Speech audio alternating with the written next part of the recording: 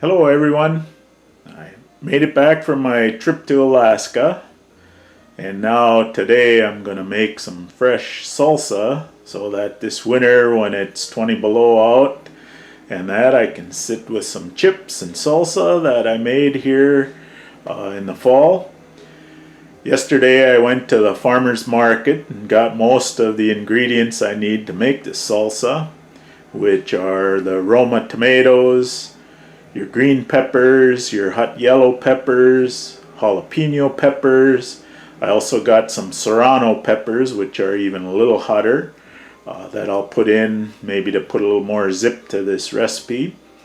Garlic, onions, cumin, salt, vinegar.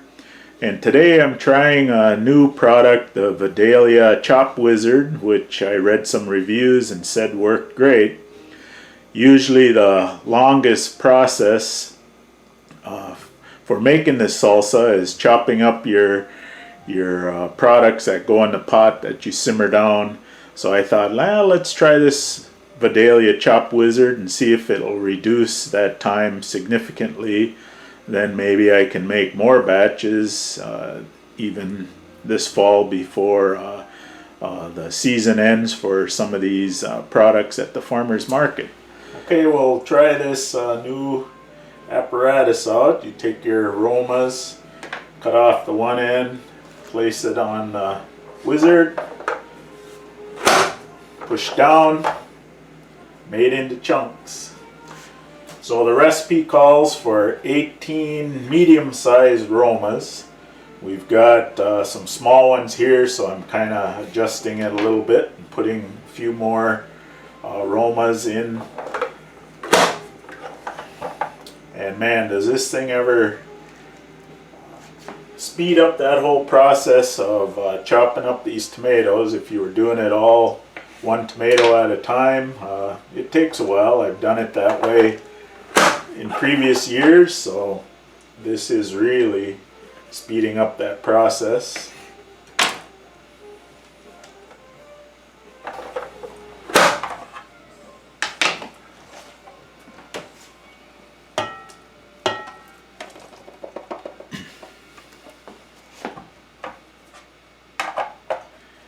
Alright, that's the last of the Roma tomatoes.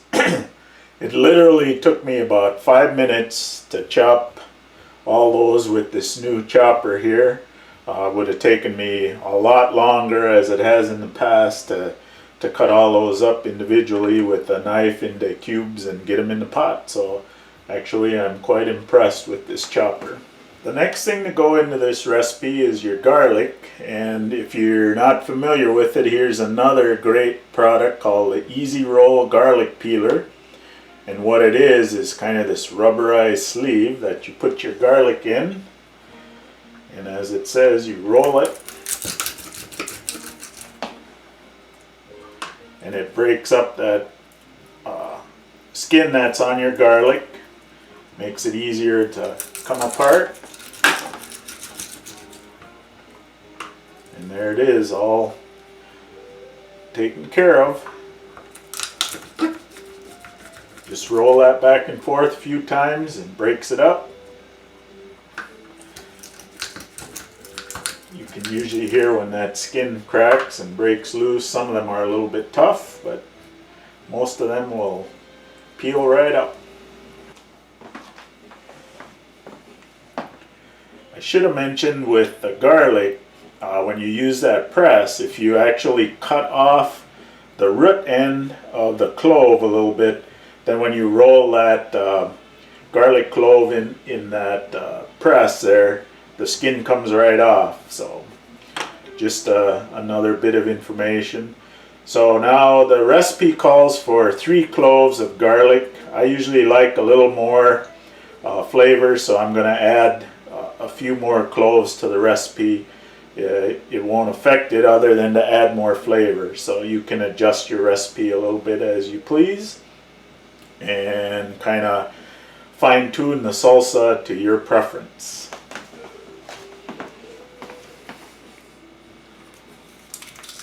So the next ingredient in the recipe for this salsa is 3 large onions. So I've already peeled one, I quartered it, and we're gonna throw it on this chopper and see how that works.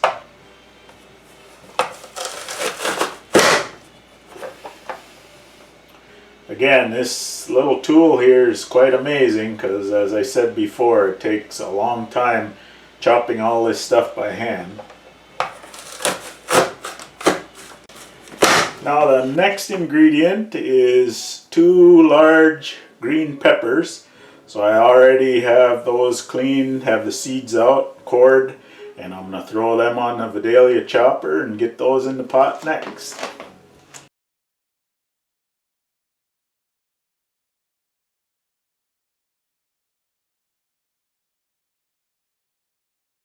As quick as that, we got 2 peppers all chopped and in the pot. The next ingredient they call for are 6 yellow hot peppers. Now these aren't scalding hot like some of your other type, but they do make for a spicier salsa.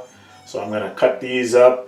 I'm going to take the seeds out. As you know, the seeds is usually the thing that provides most of the heat. So when you take the seeds out, you reduce some of the heat, and then that allows the pepper flavor to come through the recipe a little bit more than just the hotness that you get from the seeds.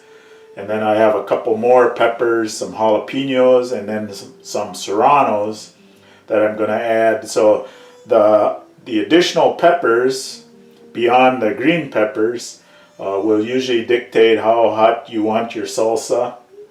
And that's kind of a personal preference. Some people like it mild, medium, or hot. So I'm going to experiment a little bit with this recipe and add these and then a couple jalapenos and some of the serrano.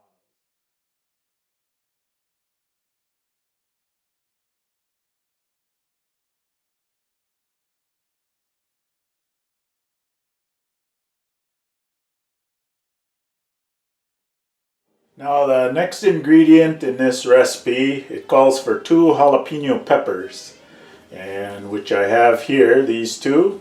And then I'm also going to add 2 serranos, which are even hotter than the jalapenos. And again, I'm going to take most of the seeds out of these. And you'll notice also now that I have my nitrile gloves on, which is an excellent precautionary tool to use.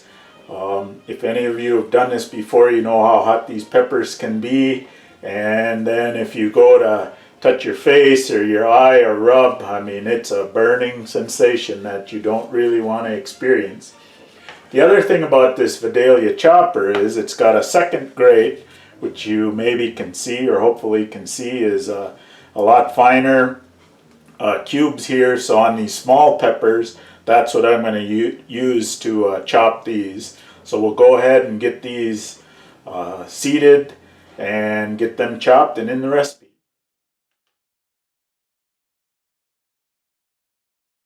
Definitely harder to work the smaller grid chopper part. Now with this chopper, you also get this little clawed instrument for cleaning your grids here, and it also works good to get some of these small pieces of pepper yet stuck on this chopper. Get those out and into your bin so you can include those in your recipe. So now that we have most of that stuff cleaned off, we'll get this in the pot and go to the next ingredient. Now we add 1.5 tablespoons of salt.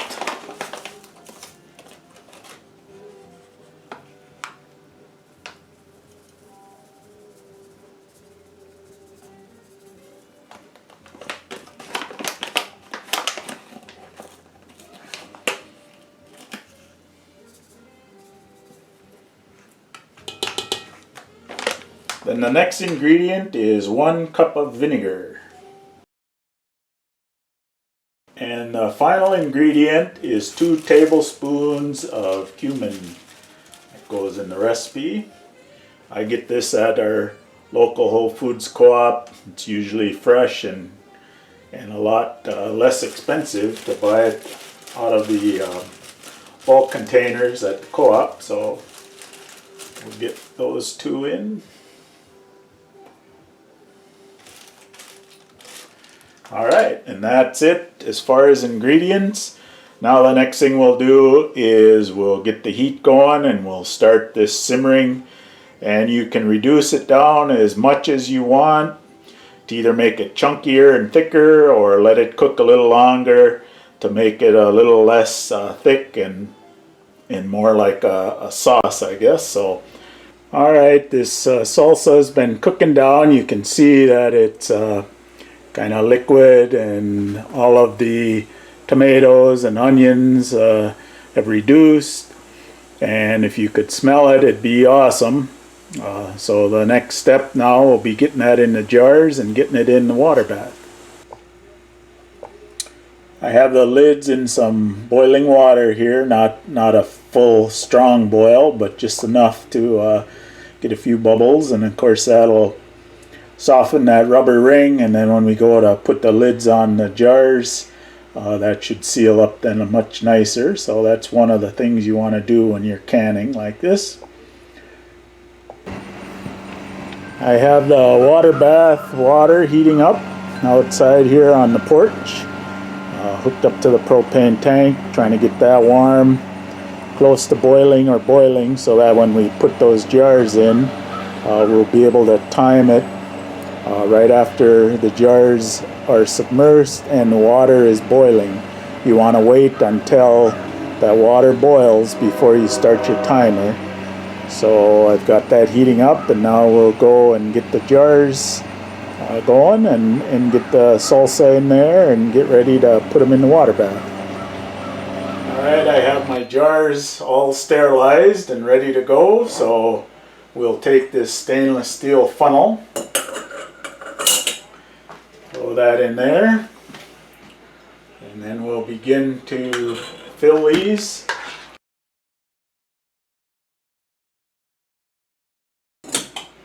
You want to leave about a half inch of head space or so in here.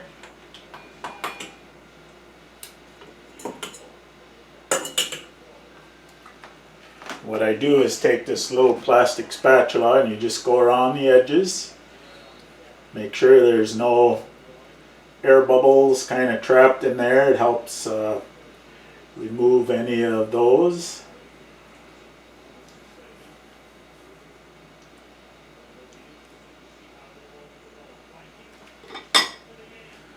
And the next thing I do is I take just a little bit of vinegar on a paper towel and I rub the edge here, make sure that there's no food or liquid or anything that's stuck on the edge that might cause your ring not to seal. Then I have the magnetic wand.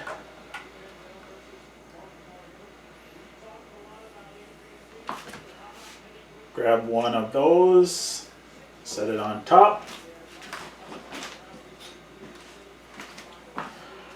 Get the ring, get that on there tight, and then just another quarter turn finger tight. So we'll just go ahead and fill the rest of the jars or until our salsa mix is gone, and then we'll move on to the next part. So out of that we got 4 pint jars full. As you can tell, once you start cooking that salsa down, it does shrink and reduce down, but this is going to be awesome, like I say, come the middle of winter, when you're sitting here and it's 20 below outside and you take a little of that fresh hot salsa, it's going to be well worth it at that time. Well, you can see that that water bath is rolling pretty good now. In fact, I'm going to turn the heat down just a little bit, and then we will add those jars and start the timer, and we'll let the rest of the process go on.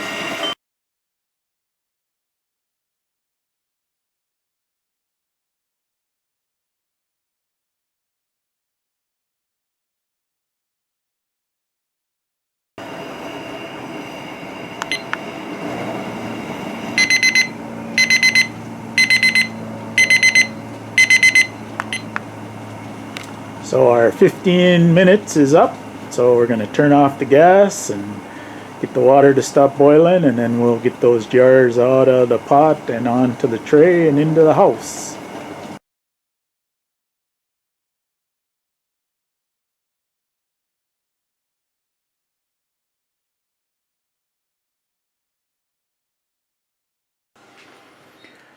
By the time I got these, oh, you just heard the last jar pop, so it means the lid is sealed. We'll let those cool off and then make sure just by pressing down on the lid, see if there's any movement. If not, then it's sealed and we're good to go. But I've already heard all 4 of them go, so I think we're in good shape. So thank you for watching this video. We got a batch of salsa ready for this winter, and probably going to do 1 or 2 more yet this fall while you can still get the good vegetables at the farmer's market, and just helps us have some stuff that's fresh and that we canned and tastes better than anything you can buy in the store. So thanks again for watching, and watch again for more videos from Living North.